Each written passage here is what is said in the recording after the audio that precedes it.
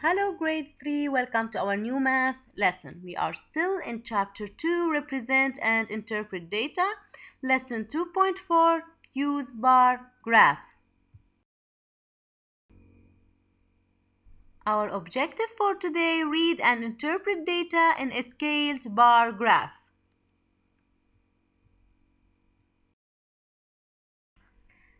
Now, my lovely students, please open your books on page 107. Unlock the problem. Let's remember what is a bar graph and what is a scale. A bar graph uses bars to show data. A scale of equally spaced numbers helps you read the number each bar shows. Each bar graph has a title, a scale, and bar labels. What is a title? The title tells what the bar graph is about. If you look here with me on page 107, the title of our bar graph is Books Read in October. And each bar is labeled with a student's name. Can you tell me what is the scale for this bar graph? Yes, it is 0 to 16 by 2s. The numbers 0, 2, 4, 6, 8, 10, 12, 14, 16 are equally spaced on the bottom of the graph.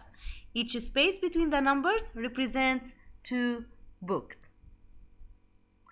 Let's read the problem together. The students in the reading group made a bar graph to record the numbers of books they read in October. How many books did Seth read? Underline the words that tell you where to find the information to answer the question. I will give you time to think. Yes, bar graph. So, we have to answer this question. How many books did Seth read? We are still on page 107. Find the bar for Seth. It ends at number 8. That's great. So Seth read 8 books in October. Let's go to number 1. How many books did Max read? Find the bar for Max. It ends at, very good, at number 6. So Max read 6 books. Number 2. Who read 4 fewer books than Kate? Here you have to find how many books Kate read. How can you find how many books Kate read? Yes, you look at the bar for Kate. It ends at 12.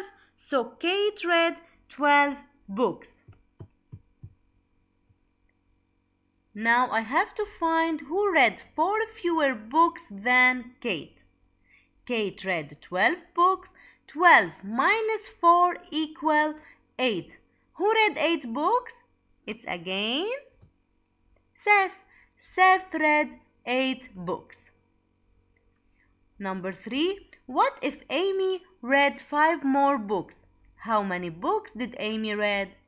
She read 9 books. So I have to add 5 more books. 8 plus 5 equal 14 books.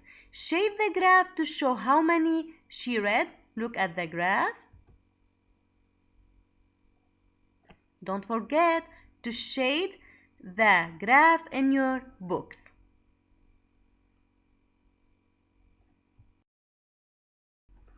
Now let's go to page 108 to show you more examples. We have 2 bar graphs. These bar graphs show the same data. They have the same title, favorite winter activity, and the same scale, 0 to 28 by 4th. How they are different? If you look at the first bar graph, it is a horizontal bar graph. In a horizontal bar graph, the bars go across from left to right. The length of the bar shows the number. If you look at the second bar graph, it is vertical bar graph. In a vertical bar graph, the bars go up from the bottom. The height of the bar shows the number. Let's read question number 4. What does each space between 2 numbers represent? Yes, It represents 4 students. Let's read together number 5. Why do you think the scale in the graphs is 0 to 28 by 4s instead of 0 to 28 by 1s? What other scale could you use? Yes, there would be too many numbers and the graphs may not fit on the page if I want to do the scale from 0 to 28 by 1s.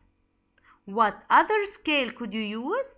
You could use 0 to 28 by 2s. We are still on page 108. Share and show. Look at the bar graph that we have it on this page. What's the title of this bar graph? Favorite way to exercise. Let's read the names of the activities that we have then.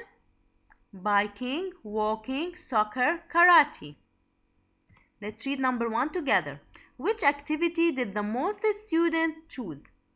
You have to look at the longest bar.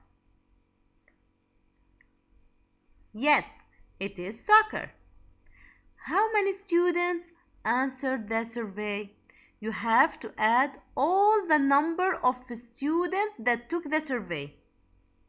That means I will add 10 for karate, 14 for soccer, 6 for walking, and 7 for biking. 10 plus 14 plus 6 plus 7 equal, I will give you time to think. Yes, 37 students. Which activity received 7 fewer votes than soccer? Soccer received 14 students, so I have to subtract 14 minus 7 equal 7. Which activity received 7 students? Yes, that's great. It is biking. Walking received the fewest votes. Soccer received the most votes. Karate received more votes than biking, but fewer votes than soccer. Now let's go to page 109. Look at the bar graph. What's the title of this bar graph? Yes, it is favorite kind of book. Let's read the kinds of books that the students voted for them. Space, animals, nature, puzzles, and sports. Now, can you tell me what's the scale for this bar graph? Yes, that's great. It's 0 to 40 by 5s. Now, let's go to number 4. Which kind of book was chosen by half the number of students as books about animals? Look at the animals bar. It ends at 30. Half of 30 is 15. 15 students voted for which book? Yes, books about space. Now let's go to number 5. Which 2 kinds of books combined were chosen as often as books about sports? How many students voted for sports? 35. Which 2 books combined were chosen as often as books about sports? That means if I combine 2 books, I will get 35. If I combine the number of students that voted for 2 books, I will get 35. Yes, books about puzzles and space. Puzzles are 20 plus 15 for space equal 35.